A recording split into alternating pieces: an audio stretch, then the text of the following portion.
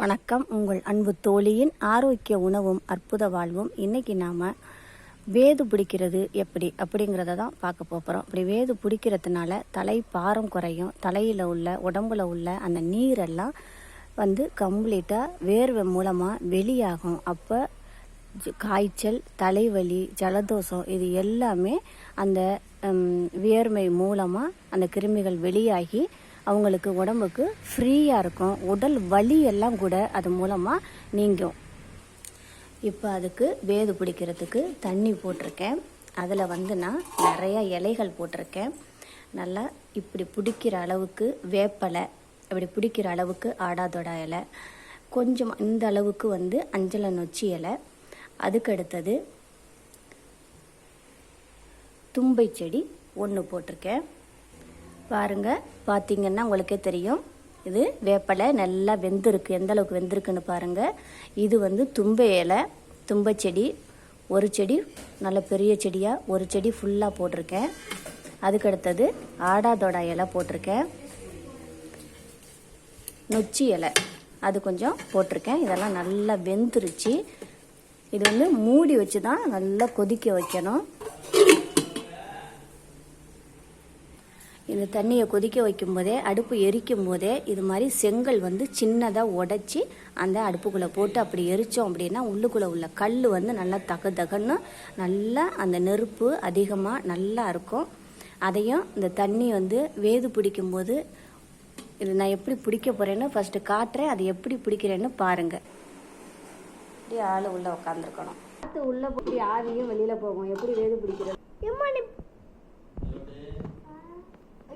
அப்படி நல்லா ஃபுல்லாக வெளியில் காற்று பூகாத வராத அளவுக்கு தான் அப்படி வேது பிடிக்கணும். அதெல்லாம் நான் பேசிக்கிட்டே தான் இருக்கிறேன். நல்லா வேக்கணும்டா. உனக்கு தான் வேது பிடிக்கிறது எப்படி தெரியும்ல. பத்திரமா உட்காந்துக்கோங்க. அந்த ஆவி அடங்குற நேரத்துக்கு அம்மாட்ட சொல்லுங்க, கல் கொண்டாந்து போடுறேன் உள்ளுக்குள்ள. கப்புகள் உள்ள செங்கல் நல்லா ஆவி பிடிக்கணும். மூஞ்செல்லாம் நல்லா வேக்கணும். அடிக்கடி அம்மாவை கூப்பிட்டுக்கோங்க. இவன் உள்ளே விழுந்துடக்கூடாது, தண்ணிக்குள்ளே விழுந்துடக்கூடாது. முகத்தை நல்லா காட்டுங்க. அந்த கை கழுத்து எல்லாத்தையும் நல்லா காட்டணும். அந்த தண்ணிக்கு நேரம் அவள் ஆவி மேலே எந்த அளவுக்கு வீசுதோ அந்த அளவுக்கு அந்த நல்லா வேர்த்து நல்லா உடம்புக்கு நல்லா ஃப்ரீயாக இருக்கும். உள்ளுக்குள்ளேயே தூங்கிறாத. கை காலை தண்ணிக்குள்ளே எதுவும் மறந்துட்டு போட்டு போயிடாத. சொர்றக்குன்னு சுட்டுடும்.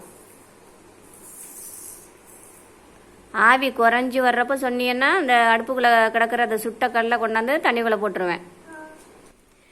ஆவி பிடிச்சதில் ஆவியெல்லாம் அடங்கிருச்சு. இப்போ இன்னும் கொஞ்சம் நேரம் ஆவி பிடிக்கணும் அப்படிங்கிறதுக்காக அடுப்புக்குள்ளே போட்ட இந்த கல் இருக்குது பாருங்கள், நல்லா சூடு வந்துருச்சு. இப்போ இதை கொண்டு அந்த தண்ணிக்குள்ளே போடலாம். கல் போடுறேன், பார்த்துக்கோங்க. மூஞ்சி எட்டி வச்சுக்கணும். சுட்டுக்கிடலையே? சரி. நல்லா ஒழுங்கா ஆவி முகத்துல விழுவணும். அது மாதிரி பிடிச்சுக்கோங்க. அந்த சுருன்னு சவுண்டு வருது பார்த்தியா? அப்போ அந்த ஆவி வந்துக்கிட்டே இருக்கும். அந்த சவுண்டு குறையிறது வரைக்கும் நல்லா நல்லா வேக்கணும். அது மாதிரி பிடிங்க. வேது பிடிக்கிறவங்கள உள்ளே உட்கார வச்சுட்டு அவங்கள சுற்றிலும் காற்று உள்ளே நுழையாத அளவுக்கு 2 பாய், கோரப்பாயை எடுத்து 2 பாயை நல்லா சுற்றி விட்டுறணும். அது மேலே ஒரு பெரிய பெட்ஷீட்டு, மேலாவில் காற்று போகும். அந்த காற்று வெளியில் போகாத அளவுக்கு இந்த பெட்ஷீட்டை வச்சு நல்லா மூடிடணும். அதுக்கு பிறகு தான் அந்த குண்டா மூடி இருக்கிறத அந்த பிளேட்டை வெளியில் எடுத்து போட்டுறணும். அப்போ அந்த ஆவி குப்பு குப்புன்னு வந்துக்கிட்டு இருக்கும். அதில் முகம், கை, கால், கழுத்து எல்லாத்தையும் காட்டி அந்த வேர்வை வெளியாகணும். விடுங்க. ஆவியெல்லாம் அடங்கிட்டு இப்போ மெதுவாக பெட்ஷீட்டை எடுக்கணும். அவங்க மேலே பாய், பெட்ஷீட்டு அதெல்லாம் விழுந்துடாத அளவுக்கு இதெல்லாம் எடுத்து கீழே போட்டுறணும். இப்போ பரவாயில்ல. இப்போ என்ன செய்யணும்னா இந்த வேர்வையெல்லாம் ஒரு டவலால் எடுத்து தொடச்சி சுத்தம் பண்ணிடணும் உடனே. அவ்வளவுதான். அழகாக வேது பிடிச்சி முடிச்சாச்சு. இன்னமும் கூட லைட்டாக அந்த தண்ணியிலேருந்து ஆவி வருது பார்த்தீங்களா? இவ்வளோ நேரமாக ஆவி பிடிச்சி இங்கே பாருங்கள். இந்த இலையெல்லாம் நல்லா வெந்து எல்லாம் தண்ணிக்குள்ளேயே எல்லாம் உதிர்ந்து கொட்டி போயிடுச்சு. அப்படியே அந்த அளவுக்கு நல்லா இந்த இலை நல்லா கொதித்து தலைப்புலான்னு கொதித்து அந்த சாயம் இறங்கி அப்படி இருக்கணுங்க. பாருங்கள் எப்படி கொலன்னு இருக்கணும் அந்த தண்ணி. இதில் வந்து ஆடாதோட இலை, வேப்பலை எல்லாம் இணுக்காக நல்லா ஒடிச்சு போடணும். குச்சியோடவே தும்பை ஒரு செடி நல்ல பெரிய செடியாக இருந்தால் போதும். நொச்சி இலை எல்லாமே இப்படி ஒரு பிடி குச்சியோட ஒடிச்சு எடுக்கையில் ஒரு பிடி இருந்து போட்டால் தண்ணியில் போட்டு அலசிட்டு அரை குண்டம் தண்ணியில் போடணும். அப்போ தான் தலைப்புலான்னு அது கொதிக்கிறதுக்கு நல்லாயிருக்கும். ஒரு குண்டம் தண்ணி போடக்கூடாது.